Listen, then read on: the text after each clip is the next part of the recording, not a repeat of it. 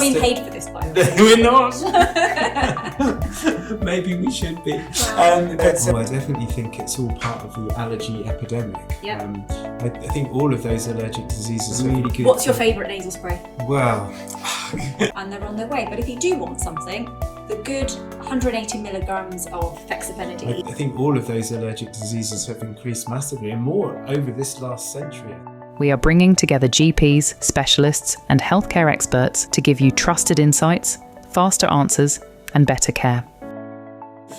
So this is a new podcast which we have started to talk about health within the Midland Health and how we can help people to understand some of the conditions that are common. And we are excited today to be talking about hay fever. And you'll notice that it's coming up to the peak grass hay fever season now, and some of the trees will have already triggered some symptoms. So it's a really good time to talk about it. And I'm excited to have on the couch with me today. I'm Dr. Rakhee Thaker. I'm one of the GPs here at Midland Health, and also I'm an adult allergy specialist.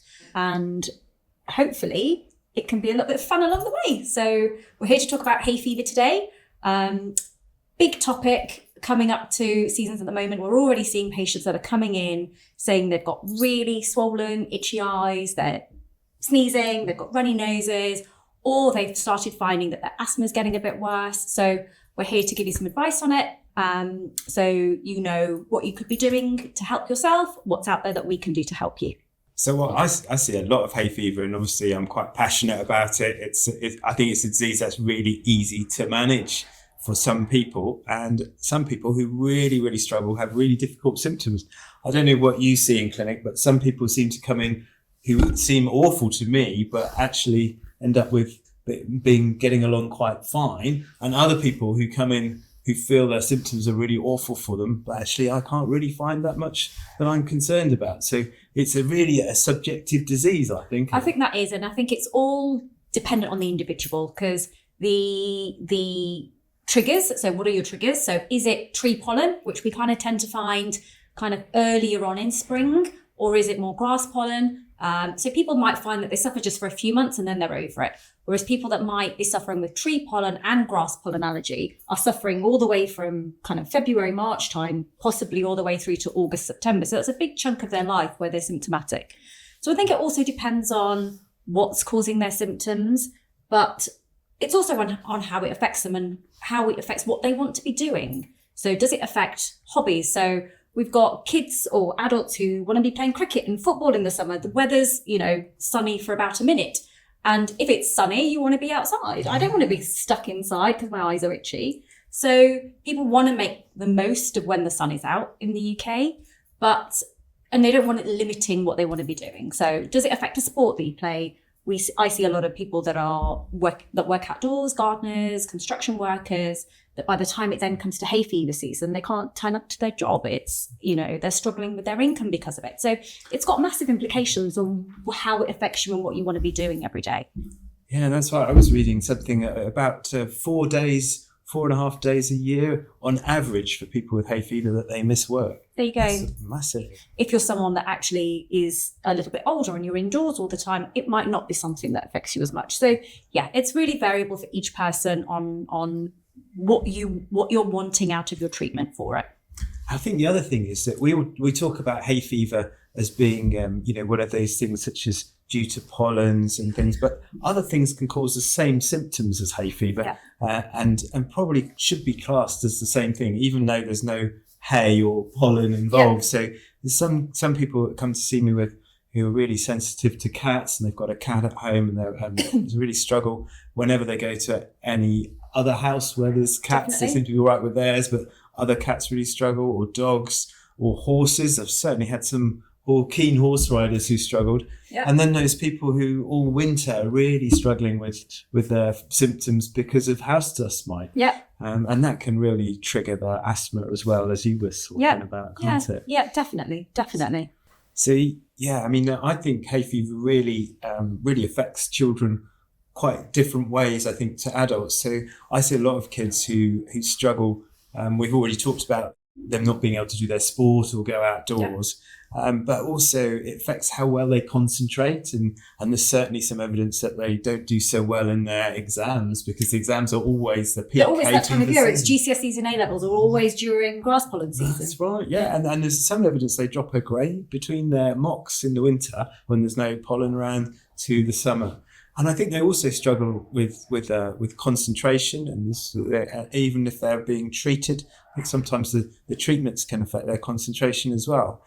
They often struggle with breathing, and some sports are impacted because they can't breathe properly through their nose, and sometimes they can struggle with their chest as well, and it triggers their asthma, or they're just constantly, their eyes are swollen, sore, itchy, and they're rubbing consistently, or at school they can't see the board properly. So there's a lot of symptoms that really kind of they struggle with and sort of impact their lifestyle. Yep. What do you find with adults? Do you have sort of similar problems? Or? Similar things, I suppose. More is obviously the effect on employment and jobs, as well as hobbies that they might want. I had a patient that was a keen triathlete and found that his timings during the summer all reduced compared to his winter times, which massively affected when he wanted to compete in competitions that he applied for. So yeah, it's got implications. As I said, it's all on the individual, I think, and how it affects you and how it affects the rest of your life with what you want to be doing. Yeah.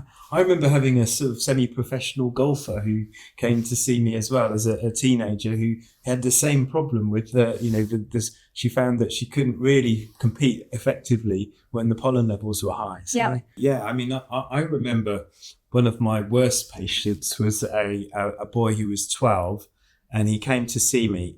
And he walked in the room, and there was no doubt about what his diagnosis was. He had dark rings under his eyes were puffy, his eyes were red, he was breathing through his mouth, I could almost hear him wheezing, and he was having an awful time. He told me he couldn't sleep, he was very frustrated, he was agitated because he couldn't sleep, and when I looked in his nose, it was completely blocked. He couldn't breathe through his nose at all, and he was rubbing and itching and his eyes, and I had to treat him really quite aggressively, I think, with some sort of slightly off-label treatments, but and then we put him onto some immunotherapy over the last 2 years to make really significant improvements. And at that point he wasn't going out, he couldn't go, he was just refusing to go to school, and he's gone back to his attendance has gone back up to normal. He's even doing some outdoor sports in the summer.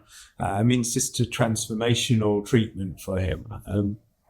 I think that's the great thing about immunotherapy, really, that there is treatment. It's not just putting a plaster on it or treating just the symptoms. There's actually, essentially curative treatment, which a lot of people don't really know about. And I think because it's not widely offered on the NHS, and unless there are very special circumstances, people don't hear about it. It is treatment that is used very widely across Europe, just not as much in the UK. And I think that's something that needs to change with time, because it is a curative treatment, and it's such a condition that affects so many people. I mean, how many people do you meet that won't go, I've not got any hay fever at all? Most people that you will meet will complain about something during hay fever season, even if it's mild.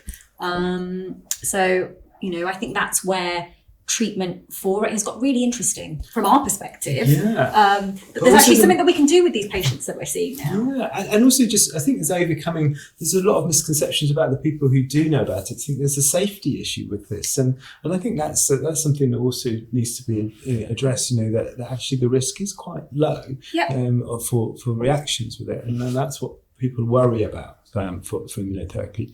But certainly it is transformational as a instead of sort of treating symptoms, we're finally being able to reverse the disease. Exactly. And I think that's the really exciting and that's the really interesting part of allergy, is that for such a long time it was thought to be a condition that you just had to manage and live with. But actually it's not. It is something that we can treat. It is something that we can cure and make a big difference, as you said, to people's lives. So, I mean, immunotherapy's been around for over 100 years, and I think people originally started using it in the beginning of the 1900s with some subcutaneous pollen injections. And over the years, it's developed into, in the 60s, it started to become a lot more widespread. In fact, the first randomized control study was done in immunotherapy in the UK. And it showed that it was effective, and it's an effective treatment. And I think then people have become, and back through the 70s and 80s, there was lots of people who go to their GP for their allergy shots, and it was successfully managed. I think there was a few scares in the UK, but Europe continued to develop their immunotherapy program and is way ahead of us now. The changes over the last 30 years is that it's become sublingual. So that means you can take it under the tongue, whereas before it was always an injection. And I think that's made it much more accessible to so many more people.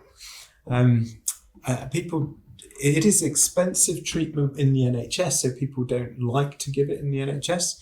And it's limited, and some people can't give it at all in their trusts, in their areas. Other people can. So I think now it's been around for so long now. It's becoming a bit more. I think it's maybe a bit more acceptable, isn't it? Yeah, acceptable. That's the word I was looking for. So. Yeah, that's right. So instead of making this sort of inflammatory response as though it was fighting something, it makes a response that tells it to quieten down and ignore those allergens. And that makes a massive difference to how much treatment, if any, you need at the end of the course of the treatment. Yeah. And it's not a treatment that you're on forever. So it's something that you'd be on for 3 years.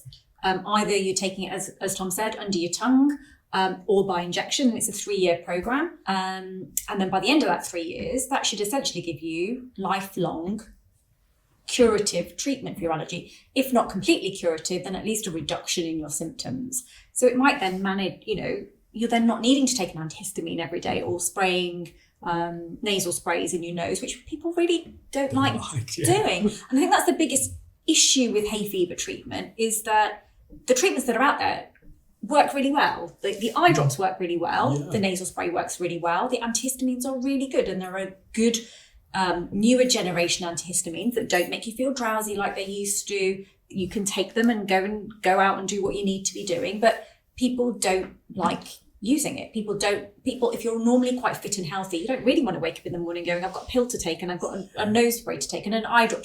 People just don't want to do it every day. And I think this is a good treatment where it's, relatively in terms of your lifespan, 3 years out of your lifespan is not a great deal of time to be taking a medication for, which can then reduce the amount that you're using the other treatments that you might need. Improves your quality of life. Completely, and certainly it's no end of it.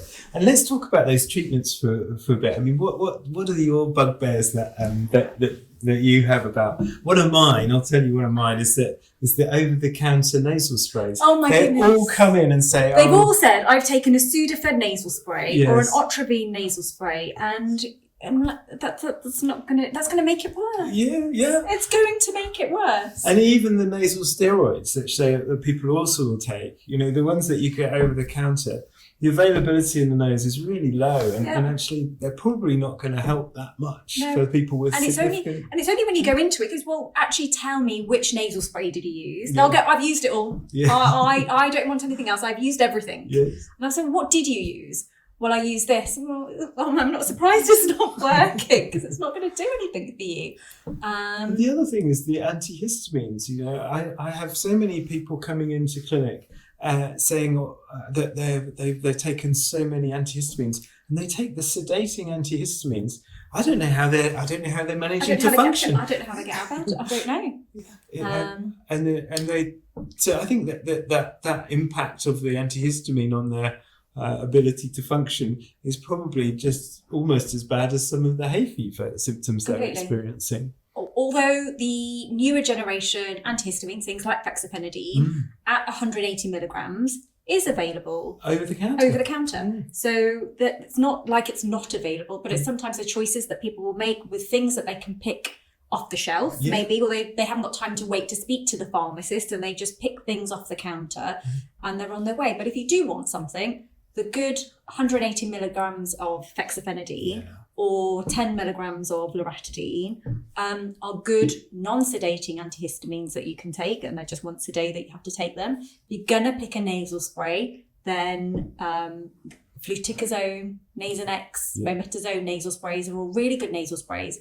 Better to use in the nose, better availability without the absorption into the rest of your body.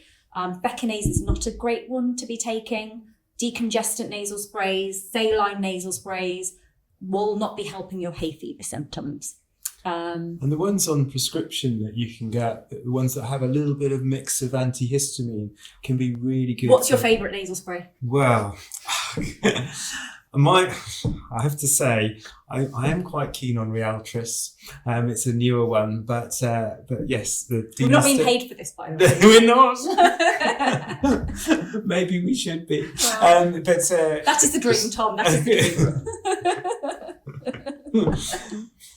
Yeah. So I think the advantage of them is that they give you some instant relief. Within half an hour or so, people often describe much improved nasal patency. They can breathe much easier, but actually the steroid always takes a lot longer to work. And I think some people just think that they'll take some nasal spray, some steroid alone over the counter, and it will make things better, or they'll use it intermittently.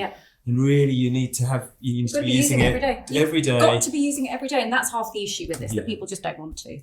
And that's the key to immunotherapy, is that actually there's a solution to things that they then don't have to take every day. But I think that's the biggest crux with hay fever treatment. The treatments work. Yeah, absolutely. Genuinely, they work. They work. But people just don't want to use them. Mm-hmm.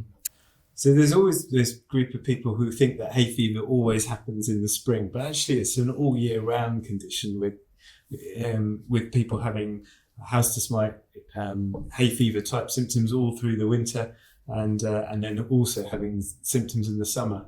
And then there's odd group, isn't there, in the autumn, who have either mold or a ragweed sort of pollen induced hay fever. Just happens in that autumn. Yeah, I think hay fever gets labelled as a kind of like a headline for a certain group of group of symptoms, I suppose. So you get it's called an allergic conjunctivitis. So your eyes become runny and red and puffy. An allergic rhinitis. So your nose is congested. It's runny. You might be sneezing. So they get labelled into hay fever because the trigger for that group of symptoms is generally pollen. But there are other things that then cause that same group of symptoms, which Tom's just said, the other allergens that then cause it. So I think it's hard for sometimes people to get a bit confused, because I'll say, well, I've got symptoms in December, but I've also got symptoms in March, and they can't distinguish. And actually there's an issue with two things. So it's actually got a bit worse in March and April because they've also got some tree pollen allergy, but they've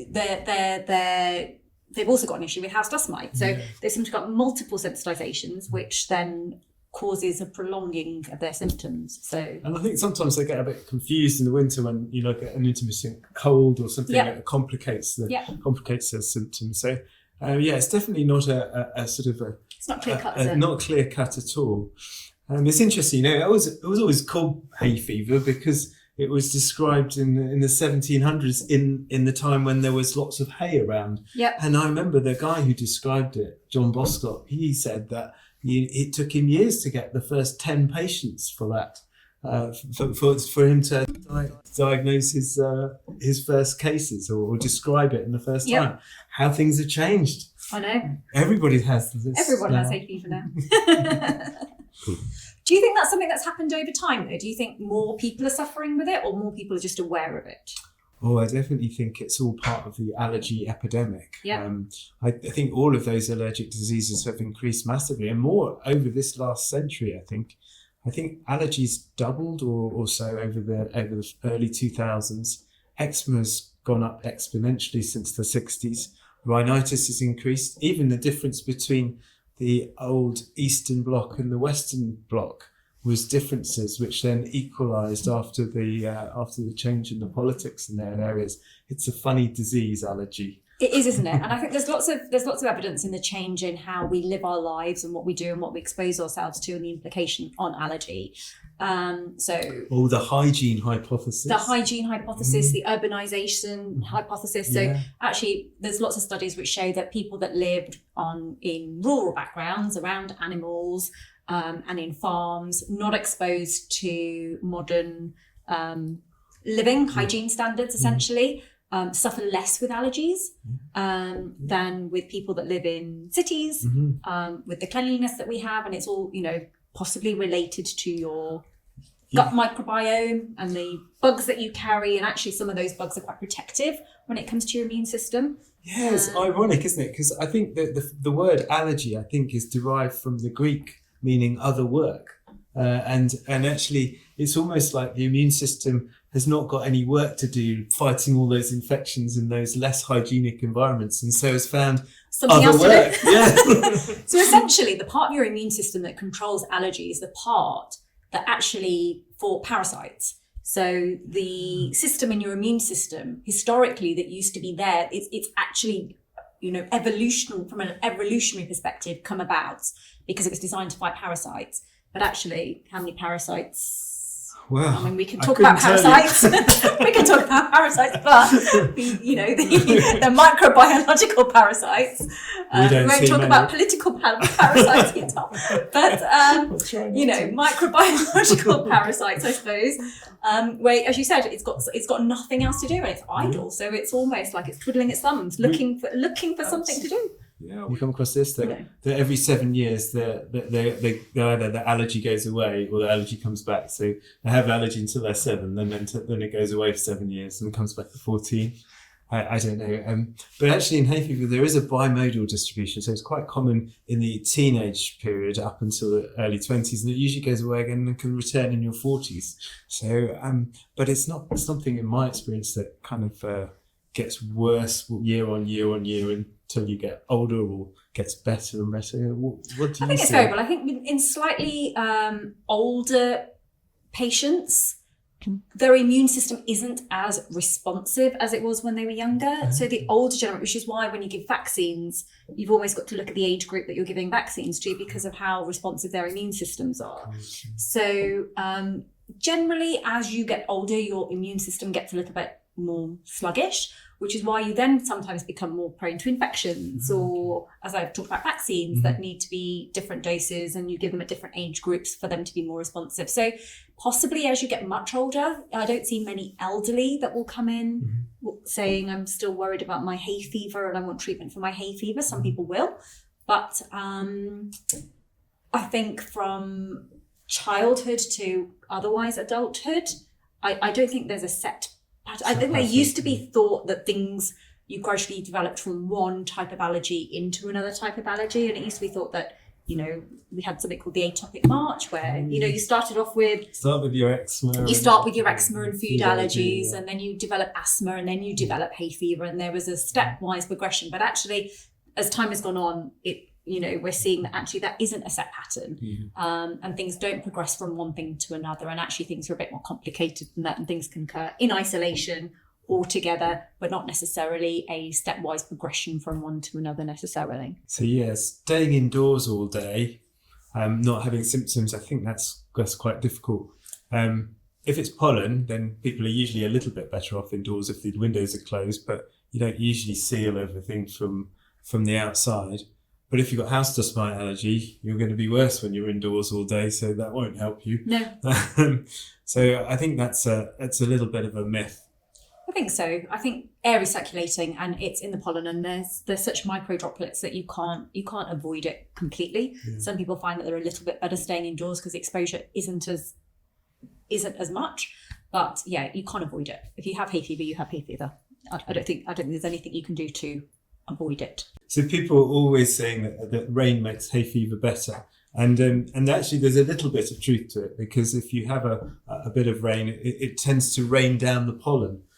So if you've had rain in the morning, you end up having a less amount of pollen around, so it might reduce your hay fever. But of course, there is the caveat to that, isn't there? Yes. The old thunderstorm. Yes.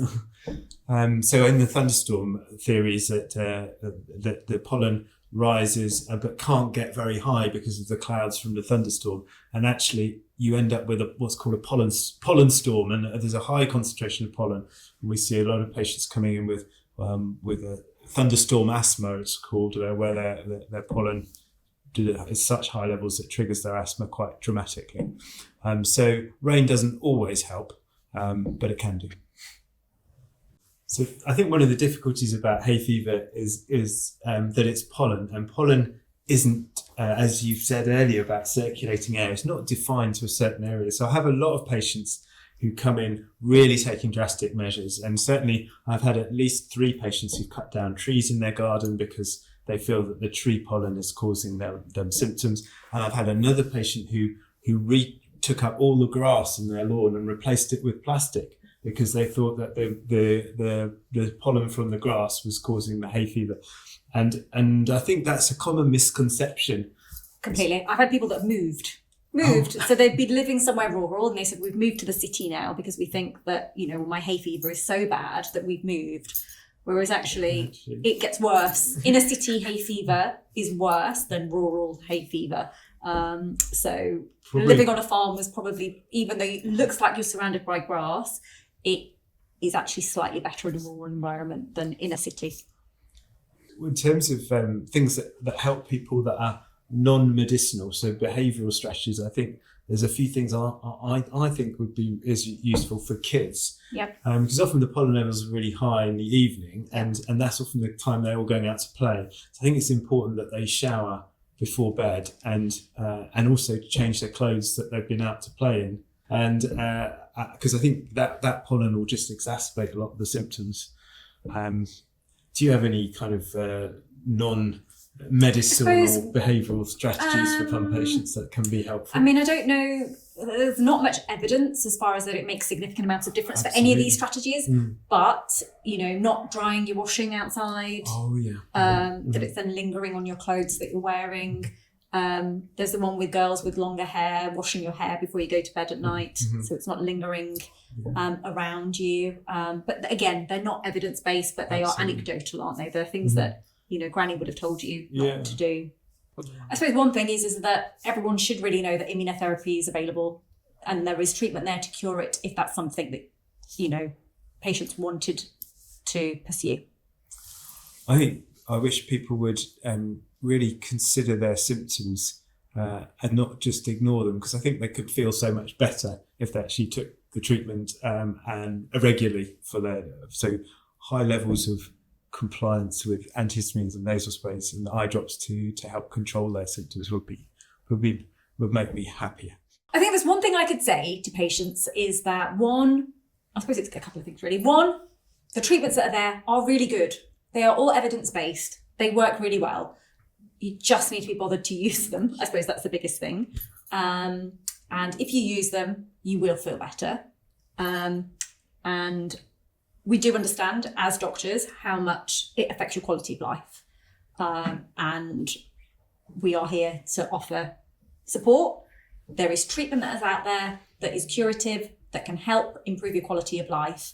And it's not as complicated as it's previously been made to sound. It's a very simple treatment. And we wish it was more widely available in the UK for everyone. So if you've got hay fever symptoms that are not being controlled by over-the-counter treatments, you should see your doctor or us and come and get some treatment and get it sorted. One of the things that people often get confused or don't recognise is the link between hay fever and asthma. And so often asthma is poorly controlled and people struggle with their asthma day to day. And the reason is because they're not controlling their nasal symptoms.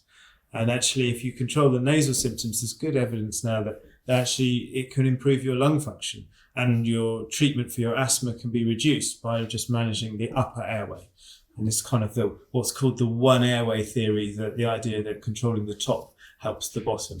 And I think that's a message that really should get through to a lot of asthma sufferers, that actually if you've got hay fever and you manage that a bit better, your asthma will be a lot better. And often people find their asthma a lot more incapacitating than their hay fever because they're more used to having hay fever type symptoms and they have colds and coughs in the winter, for example. So. I mean, certainly working in A&E, during hay fever season, you used to see the really bad asthmatics that used to come in when the pollen counts were really high because their asthma had got so much worse during that time period, and the acute asthma attacks during that period were so high. It's the equivalent to a winter, season almost when it comes to your airways disease. So yeah, no, definitely agree. Controlling your nasal symptoms has a profound effect on then controlling your asthma. Yeah, and there's even some studies that looked at the postcode and the peak pollen season, and what the pollen was around the postcode, and they found that people were attending A&E, almost as a little delay in the curve of the peak of the pollen, and then in they come with the asthma. So it's really well proven. Yeah, I've actually got an interesting question for you, Tom. How do you think climate change is going to affect people's allergies? Oh. And I know there's not a lot of evidence out there at the moment, and actually I think it's a really interesting topic going forward with what's happening in the world. Do you think we're going to see a change in the countries that are affected by allergies? Or are we going to see how our allergies in this country are affected? I think it's going to be really interesting, because I think that the thing about climate change is it'll change our environment, and our environment is the things that we're allergic to. Yep. So, for instance, things that may not have been in this country for many years, like things like malaria, I think will start to come into this country. Those infectious diseases will start to come, but also some of those things that people are allergic to in other tropical countries. As the planet warms up and the UK becomes more like the environment, more like them, I think that we'll see a lot more of those allergies. Already we're seeing that. Ragweed we started looking at way back when I started, 15 years ago, and I probably saw about one sensitized person a year, and now I'm starting to see it quite regularly. Regular sensitization. And that's something that's sort of crept up through Europe and finally into the UK over the last sort of 10-15 years. So really, really interesting. I think we'll start seeing a lot more significant hay fever from people with ragweed, and we may be able to desensitize them. Yeah. So I think there'll be a change in vegetation. So that's one thing. So change in the things that are around that are growing. And will that then change the sensitizations that we get from certain types of fruits? And, for example, where you see in the Mediterranean, you get sensitizations to peach that then causes other issues and problems from a health perspective. Will we see different sensitizations to different food groups and different products, that don't naturally grow here, that people aren't naturally sensitized to, that will then develop? Well, that's really interesting, because there's some good evidence, isn't there, that if you have early olive pollen sensitization, actually you're more likely to develop some LTP allergy, whereas if you have birch pollen sensitivity, you're more likely to get a sort of a different sort of a milder form of allergy. And actually where you were sensitized initially, where you grew up, has a big impact. So as that environment changes and your growing up environment changes, potentially could have quite a significant change in what allergies we see. It's also, I think, if the temperature gets hotter, that may well affect when plants produce their pollen, because we know at the moment, I think plants often produce their pollen at certain times according to the pressure and temperature. And if those things change, the pollen may be released at different times, which also may affect how people, how much they come into contact with them. I think so. Definitely, we're seeing people coming in as it's getting slightly warmer earlier on in the year. Where February and daffodils are out. Typically February is not spring. You wouldn't normally see pollination, things blooming at this time of year, but actually with the changing weather, the season has changed. Everything has been out a little bit earlier, and actually we do see people in February, end of January even, sometimes saying, I've already started noticing the effects of hay fever. Yeah.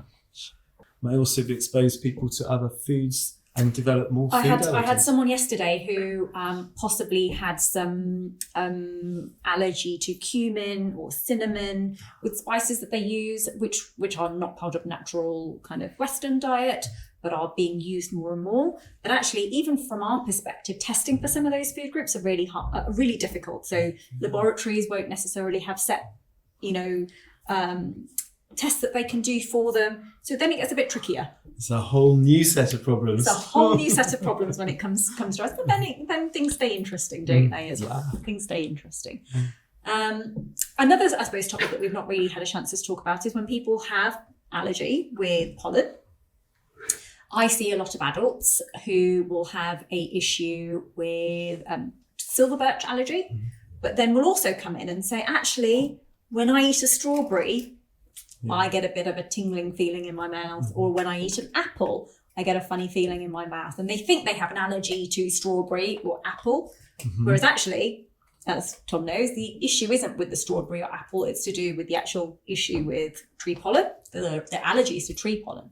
However, the protein on the tree pollen and the apple look very similar to each other. So when you're eating the apple, your mouth thinks you're eating some pollen, and that's why it then gives you symptoms. Sometimes they find that actually if they cook the apple down, it breaks up the protein and that reduces the symptoms that they get. And we call that oral allergy syndrome. Yeah, and we see a lot of that with some unusual foods as well. We do, don't yes. I hope that's been a really interesting and helpful and entertaining session for you. And maybe you've learned something about hay fever. And if there's something that you wanted to know but didn't learn, drop it in the comments below. But we'd be very happy to respond. Thank you very much, everyone. Thank you very much, Tom. Oh, thank you very much.